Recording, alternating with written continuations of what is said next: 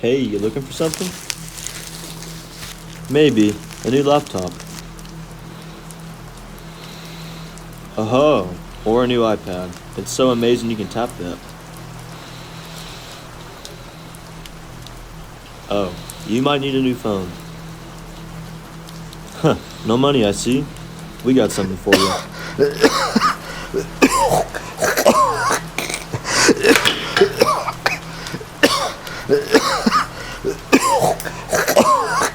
The Nothing Phone 2. Before I talk about nothing, I want to talk about something else first. New phones suck these days. Okay, well, not really. Phones have technically been better than they've ever been, but they don't have the hype around it. They don't feel insane to talk about, and they really have stagnated for a very, very long time at this point. And we've gotten to such a point that we've actually lost a lot of features than we've actually gained. We used to go from, holy shit, you can record HD video? Holy shit, you can play BioShock? Oh my goodness, 4K video. Holy moly, fast charging. There's a pen. Angry Birds. To, they've removed the headphone jack. There's no charging brick. No, oh my goodness, there's no SD card slot. The Bluetooth on the pen is gone. IR blaster, no. There's no more buds. Flappy Bird. Was uninspired designs, very lame releases, and honestly, hands down, nothing notably changing. Cameras have felt stagnant, and specs have become really, really less impactful in people's day-to-day lives, to the point that they're trying to show it off in weird ways. Was iPhones becoming the biggest target of all of this? Even their budget phones have become more, undesirable. Ugh! We need to sell more iPhones so people have less money. Okay, let's see, It's too much, please. How are we gonna sell more iPhones to get a little monkey at the Apple store? well, we can take older iPhone devices, put modern specs in them, and sell them at a slightly different price. You're beautiful. And also the fact that a lot of these manufacturers haven't really offered a lot of people new stuff to really go crazy over, as well as AI being shoved down people's throats, even though some of those features are not even out yet, or you'll have to pay for them, which makes you question, is it really a feature if I have to pay for it afterwards?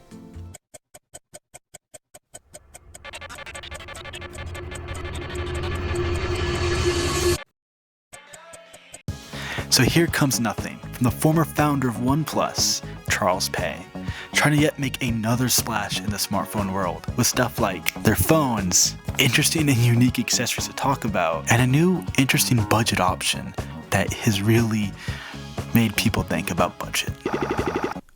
Nothing is a company founded in 2020. CEO from OnePlus, Carl Pei, Carl, and they make phones and other products. The phones are unique. People like and dislike that, and they make budget phones, and they have a budget brand that some people like and some people don't like, and they also make smartwatches, and yeah. Nothing is facing an uphill battle on where they're competing at, with many factors going against them. One of that being the US market. The US market is heavily dominated by stuff like carriers, and as well as stuff like prepaid phones at places like Walmart or other places similar to it. And the biggest deal about that is that a lot of consumers in the US don't really want to buy a phone outright. They typically just rely on the carriers, trade-ins, or phones they can just get at Walmart for one of their prepaid SIMs cards, as well as the fact that the US market's younger audience is very dominated by Apple having a limited opening for something like nothing to really take a hold there in the first place. There is another barrier to all of this.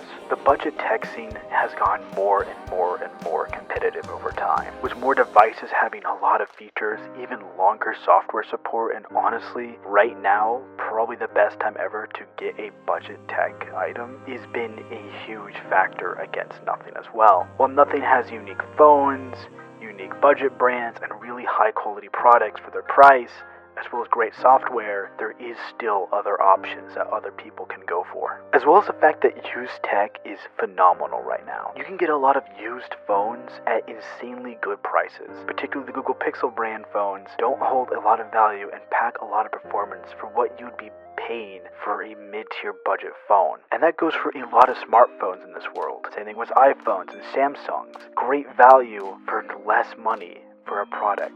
Used tech is a bigger and bigger segment every year, and people are more likely wanting to save more money than would buy a lesser desirable device. There once was a company named LG who built their phones for you and me. Unique in style, a daring machine, with features bold yet to be seen. They came to a slump, oh the G5 drive. Suddenly LG had lost his drive. Apple and Samsung nipped at the heels, relevancy falling steep as a steel. But the V30 rose to be an underrated gem to be seen. It provided new that they could compete, a comeback that none expected to meet. Along came a wing that couldn't fly, and the LGV promise left us dry.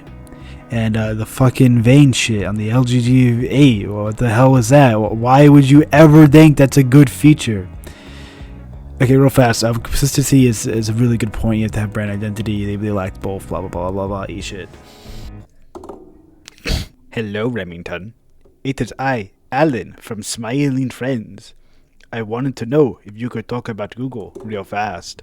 Hi kids, I'm Remington, and I want to talk about Google and their smartphones. Google used to have a line called the Nexus phones, which was a successful line where Google would go to a manufacturer, ask him, hey, put our software on your phones and maybe make a unique design or two and call it a day, and then Google would kill them. To then release the Google Pixel line, which would also be phones made by different manufacturers but was a bit more Google inside of them. The Pixel 1 was charming, it had a lot of, potential with it. The Pixel 2 was beautiful, the Pixel 3 would have a huge notch, the Pixel 4 was terrible, would have a terrible battery, would have stupid features, would be an abysmal of a phone. The Pixel 5 was bland, but most importantly though, the Pixel 6 was a very important phone.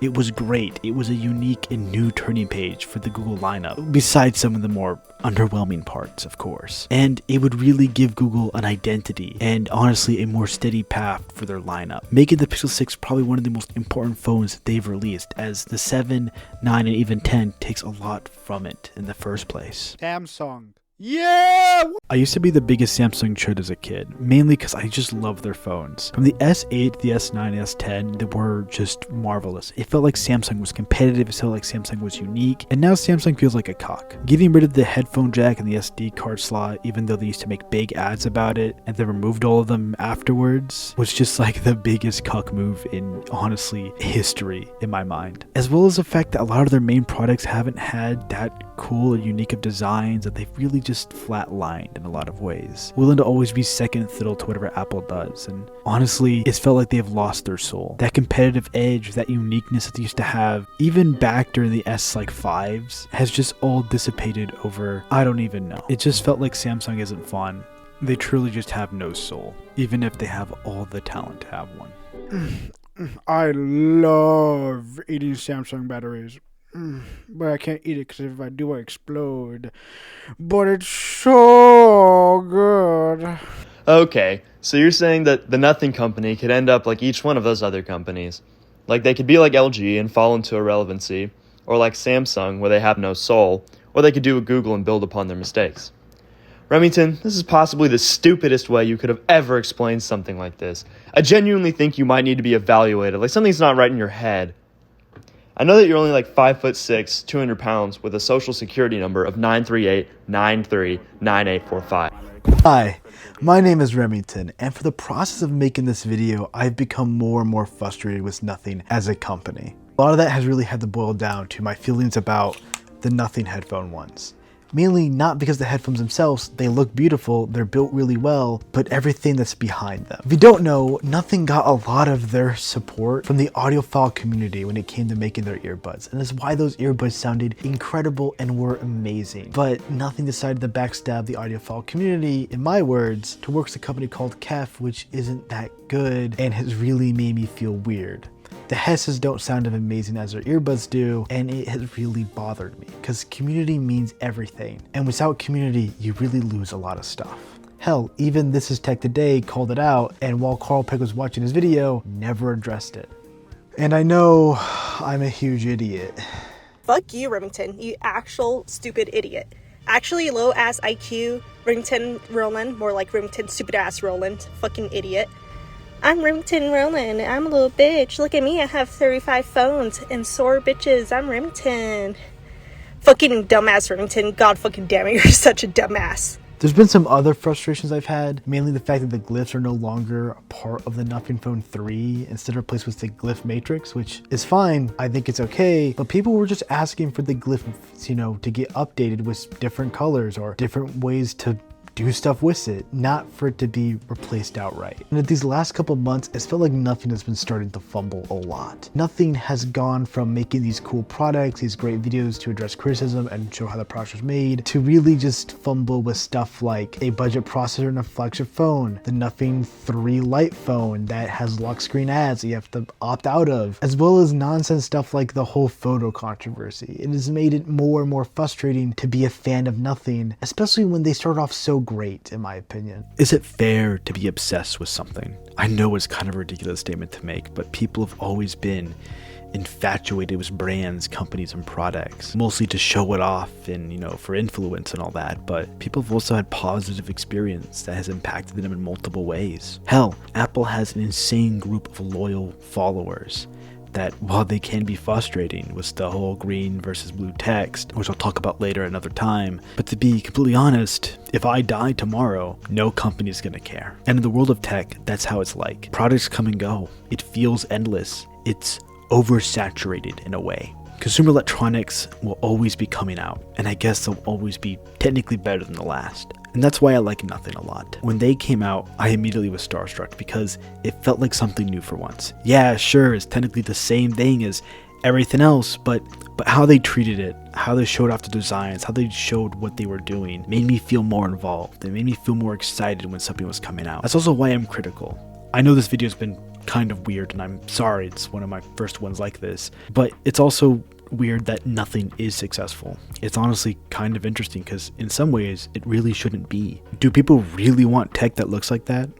Really, in a controlled environment, who's going to look at the Nothing phone and be like, that's my favorite phone? Why do you want to go as a new company that can't guarantee software support? How do you know they're going to be actually good? It's just a brand that's literally called Nothing. Why do you want to trust something that doesn't even have a name? But I do. I really like their stuff. And even though in some ways it may really not be for me, I can still appreciate it in so many different ways because it is something that's different. They're not trying to make a flagship killer. They're trying to make something different, which has been nice. They're still a young company, but some of these decisions have bothered me more than others. The audio stuff really does kind of stab me in a way because I think community is very important, and the way they kind of walked away from that felt off in many ways. And either it's just dumb, stupid mismanagement or just growing pains. I really think it's something that shouldn't happen, in my opinion at least. But I still really like Nothing. I've enjoyed their products, and I'm probably still going to be supporting them because if everything feels the same and nothing ever truly changes, then why hate something that at least is trying to be new? I'm a bitch, my name is Remington, such a bitch whose name is Remington. I'm a bitch, yeah, I'm a bitch. I'm such a fucking bitch. I have no hopes, I have no dreams, and a tiny little peen, and it doesn't even function anyway because I have erectile dysfunction. Because I have erectile dysfunction.